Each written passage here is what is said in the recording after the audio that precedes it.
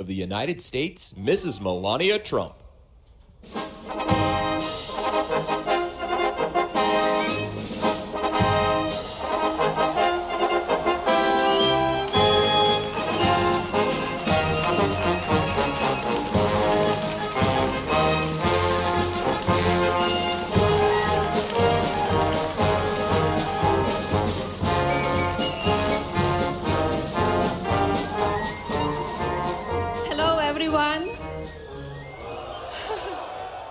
It is wonderful to be with you today. This has been a very enjoyable and productive visit with the Japanese people, and we are thankful for the incredible hospitality that we have received. Back in November, I visited the USS George H.W. Bush, one of our nation's great aircraft carriers at work in the Atlantic Ocean. It is a privilege to once again join with you, our incredible sailors and Marines, on the USS WASP at work here in the Pacific Ocean. Thank you for your service and sacrifice and all that you do on behalf of our country. May God bless you and your families. I'd now like to introduce my husband, your Commander-in-Chief, the 45th President of the United States of America. Mr. President.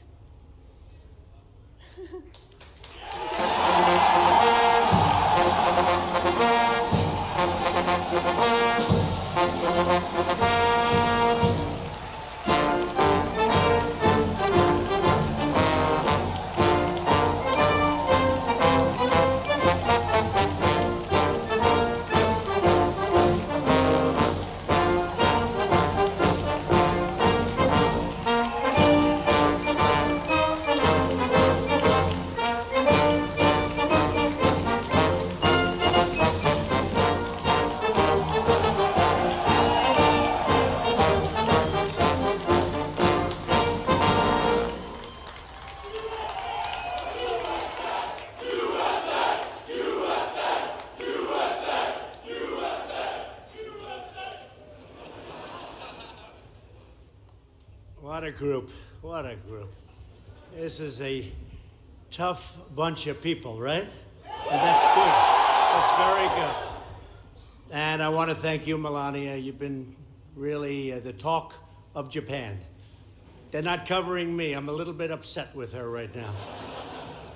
Now, they love you in Japan, honey, and we appreciate it very much. Really works very hard. They love our First Lady, and they love our First Lady back home. I want to just tell everyone before we even begin, at ease, just relax. We have plenty of time. Plenty of time. We're going to have a little fun.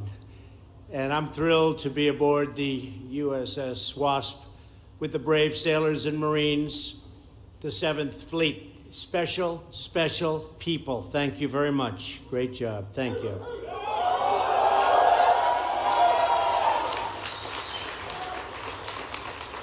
And I have to wish you all a very happy Memorial Day, right? Memorial Day, very special back home. And I always like to be back in the U.S. as you do for that day, but we did a lot of great things for the last 3 days in Japan. So we're working together. You're working, I'm working, we're all working together. As president, I have no higher honor than serving as your commander-in-chief and the extraordinary men and women of the American Armed Forces. This has been a truly amazing and unforgettable visit to Japan. Melania and I are profoundly grateful to their majesties, the new Emperor and Empress, and the great honor of being their first state guests. That was a big honor for our country. We're also deeply thankful to our cherished friends and treasured partners, Prime Minister and Mrs. Abe. Very, very great people. Our thanks as well to Ambassador Haggerty and his wife, Chrissy. Thank you very much. Thank you, Ambassador. Thank you. Chrissy, thank you very much. Great job you're doing. Today, we're proud to be joined by the many outstanding military leaders. We have a lot. These are very incredible ones. I especially want to thank Commanding Officer of USS WASP, Captain Christopher Herr,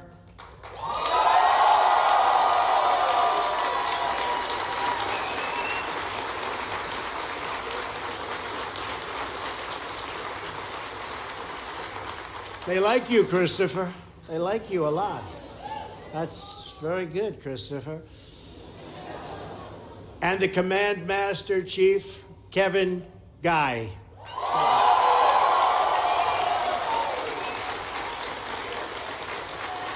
Popular people. That's great. Wow. Great leaders.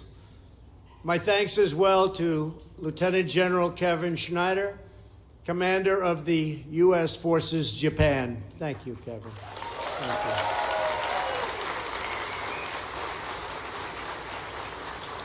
Vice Admiral Phil Sawyer, Commander of the U.S. 7th Fleet.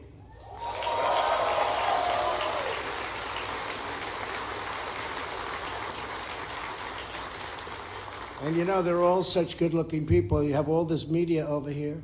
They're going to end up in Hollywood. They're going to leave us. Some of them will be picked for Hollywood, right? And they won't do it. They like this better, and I agree. Rear Admiral Gregory Fenton, Commander of the United States Naval Force, Japan. Thank you. Thank you, Gregory. Thank you. Great.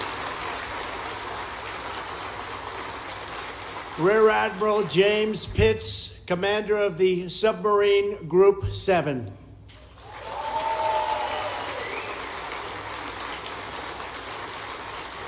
And you know, we're doing a lot of big submarines right now. We're building a lot of them. I'll tell you, the best in the world. Not even a contest, right? It's really something. I just saw plans for one that they're no longer the little submarines that we think about. These are incredible machines, right? Thank you very much. Brigadier General Todd Dozier, Deputy Commander of the 5th Air Force. Todd. Thank you, Todd.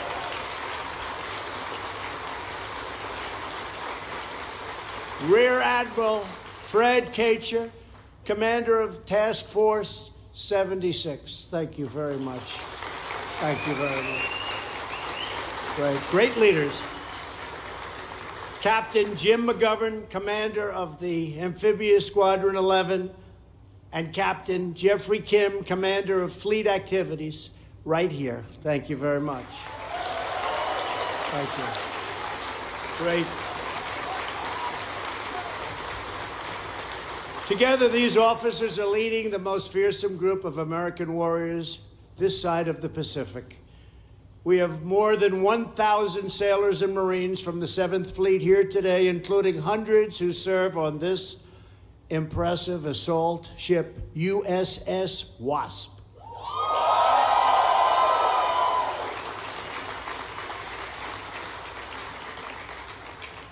Also joining us are sailors from the following ships: USS Shiloh, USS Chancellorsville, USS Mustin, USS Barry. You love those ships, don't you? Huh? USS McCampbell, USS Benford. Thank you, fellas. That's great. Great pride. Finally, I want to recognize our many shore-based commands here today, including large contingents from Navy Region Japan. Thank you very much.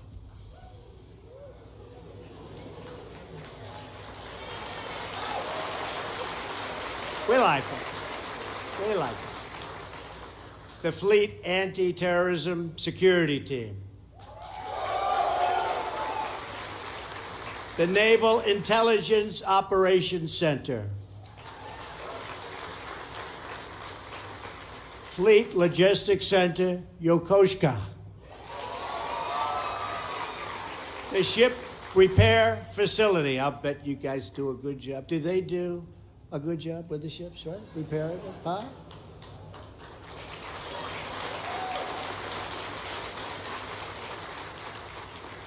So then let me ask you a question. Catapult, right? The catapult system. Do you like electric or steam? Steam. Who said electric? There's one guy back there. Okay, I really need this information because, you know, we're building carriers. We're building one. They're using an electric catapult and an electric elevator. Number one, I can't imagine in the case of battle, it must be very delicate, okay? And, you know, steam's only worked for about 65 years perfectly.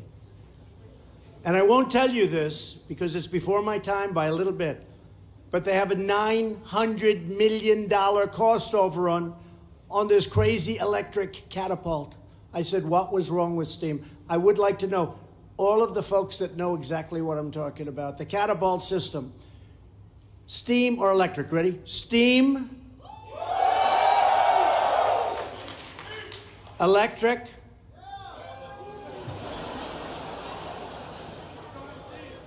he works for the enemy.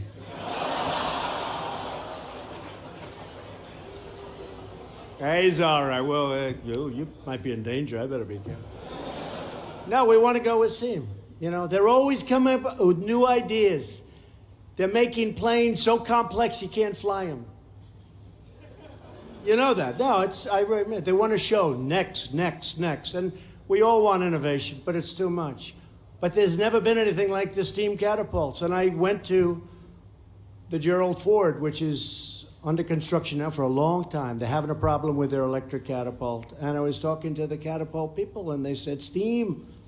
In the meantime, we're spending all that money on electric, and nobody knows what it's going to be like in bad conditions. You understand? So I think I'm going to put an order. When we build a new aircraft carrier, we're going to use steam. I'm going to just put out an order. We're going to use steam. We don't need that extra speed. You know, they were saying, one of the folks said, no, the electric works faster. But, sir, we can only get the plane there every couple of minutes. So really, what they did was wrong. And we make mistakes, but generally speaking, we get it right. But when we make them, we have to correct them. So we're going to put out an order. We want to use steam.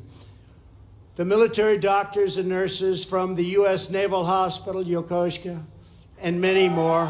So many people, so many great, great people. Every Marine and sailor standing on USS WASP is the face of American strength and power in the Pacific. The 7th Fleet is America's largest forward deployed naval fleet.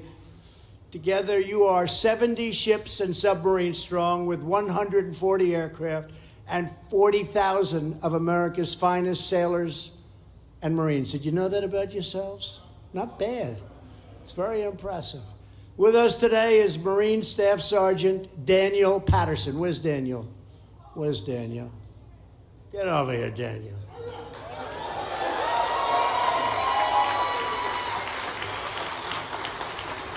Tough-looking guy.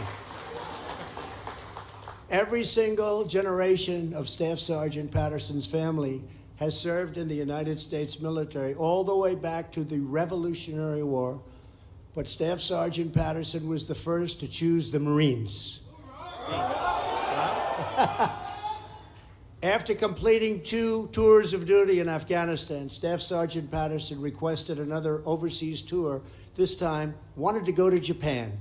He knows that America needs, and what they need is daring and mighty warriors in the Pacific, and he's a daring and mighty warrior. Staff Sergeant Patterson, today, you and your fellow Marines and sailors of 7th Fleet are confronting this region's pressing security challenges with unmatched courage and valor. You know what's going on. You know where we're talking. You know what we're talking about. We really appreciate your being here. Daniel, I'm going to do something that you didn't expect. Say a few words, Daniel.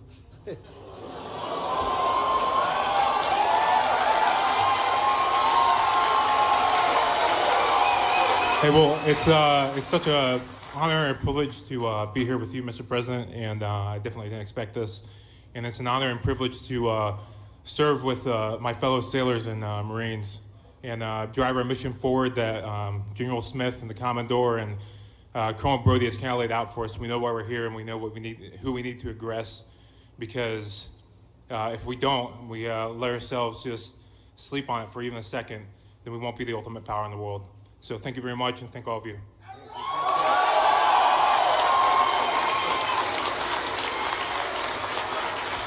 Good job, Daniel. He'll be running for political office within 2 weeks. Look. Daniel, great. Thank you very much. Great job. Every day, the men and women of the 7th Fleet live out their motto, ready power for peace. You face down terrorism and render aid in the wake of devastating natural disasters. And I've seen what you do. Incredible. You proudly patrol the Yellow Sea, the Sea of Japan, the East China Sea, and the South China Sea.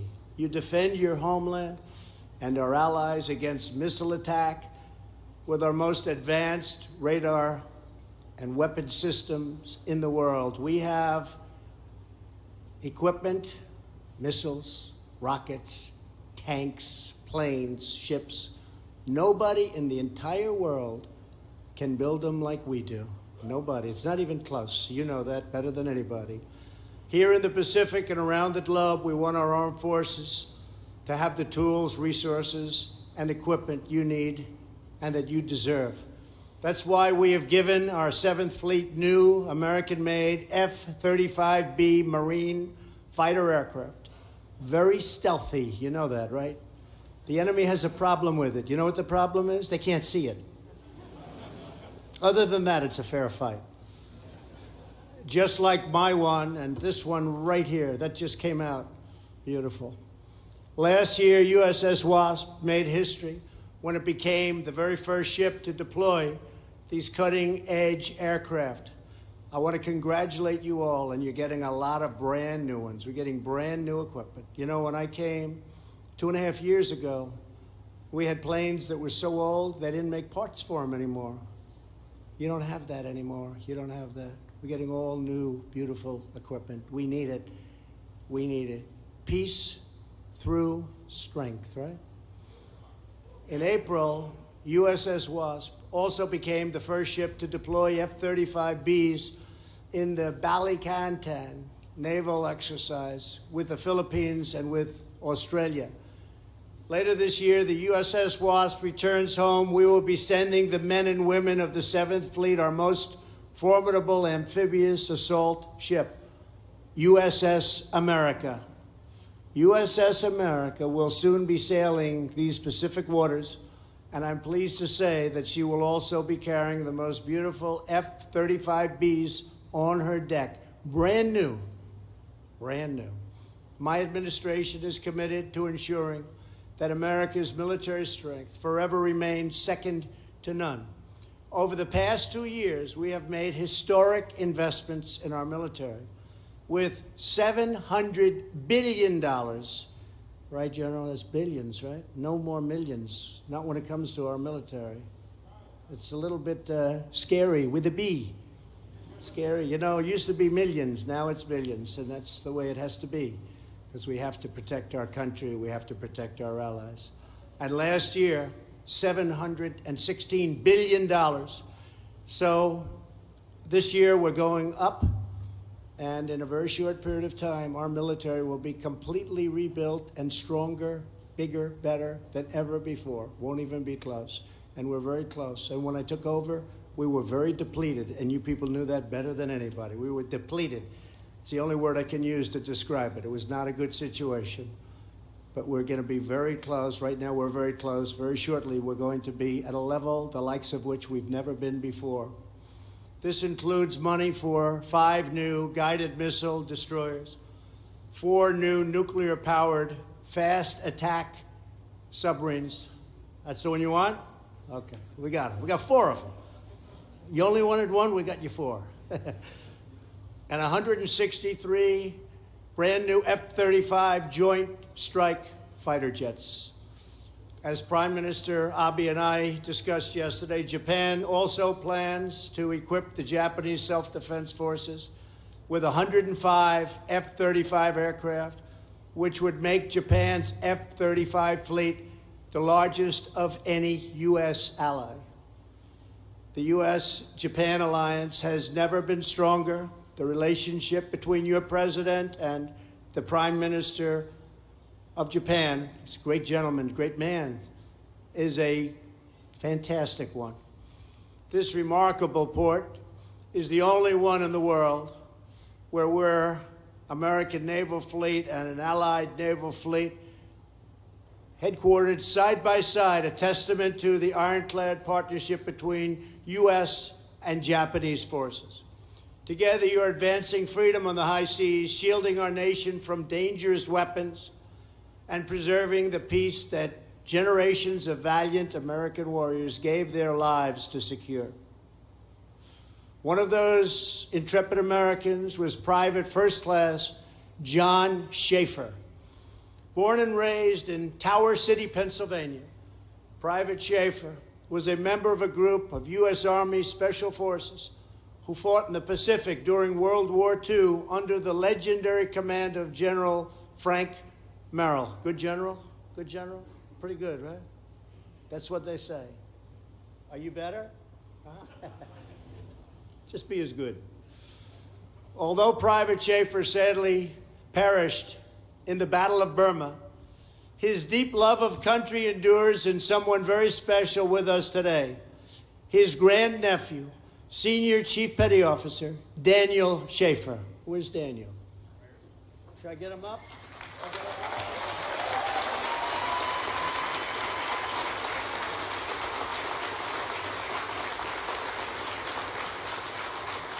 And I want to thank you very much for the incredible job you've done. We picked a couple of people that are outstanding. Please say a couple of words. Please. Thank you, Mr. President. This is amazing. You have recognized my family, but I know a lot of others have families that served as well. Memorial Day is that time where we honor our fellow Americans who paid the ultimate sacrifice. So, thank you for all my shipmates and fellow Marines that are out here today. It's a great day. Thank you, Mr. President. Thank you very much.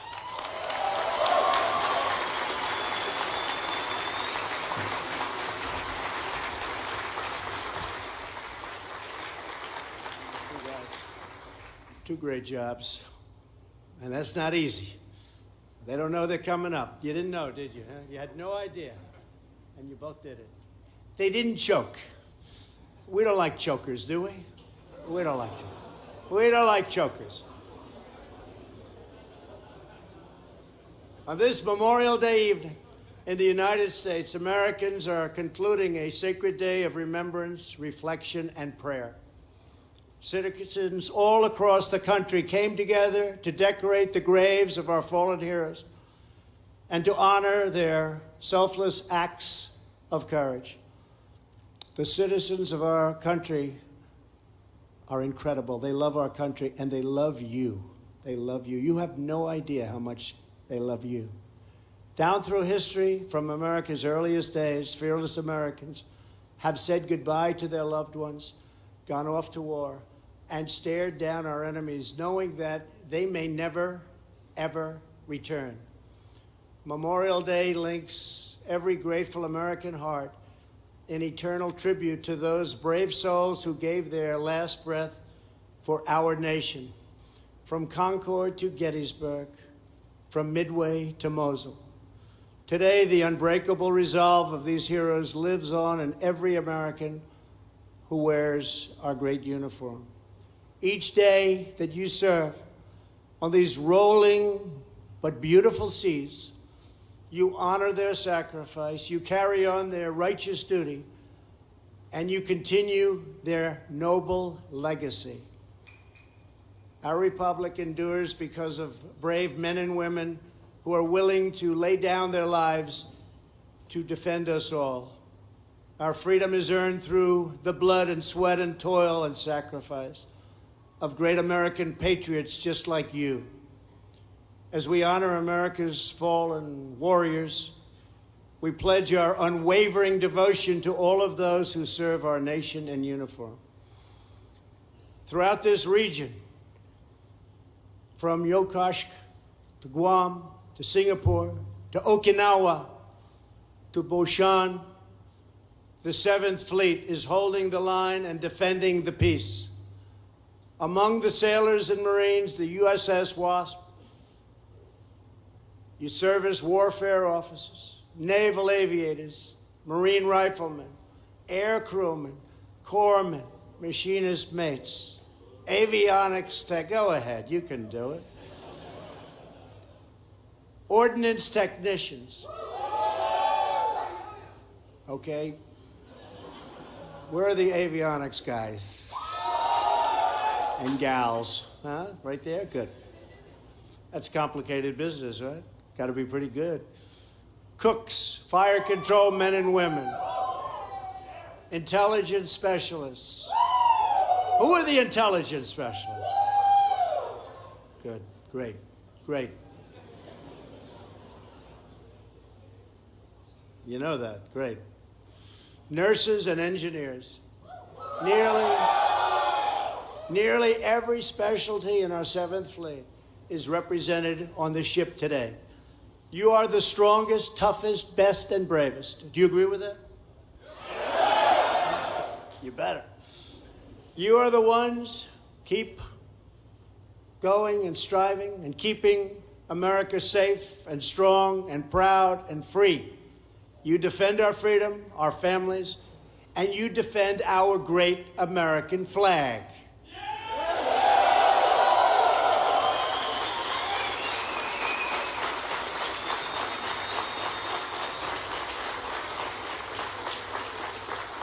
You show the world the force of American might and American heart, and you prove across these perilous waters and far beyond that there is no match on earth for the awesome power and glory of the American Navy and the United States Marines.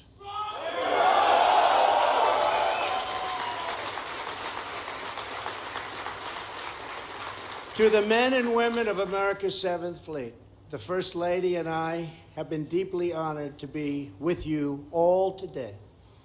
On behalf of all Americans, we thank you, we salute you, we honor you, we cherish you, and we stand with you now and forever. Thank you to the proud sailors and Marines of USS WASP.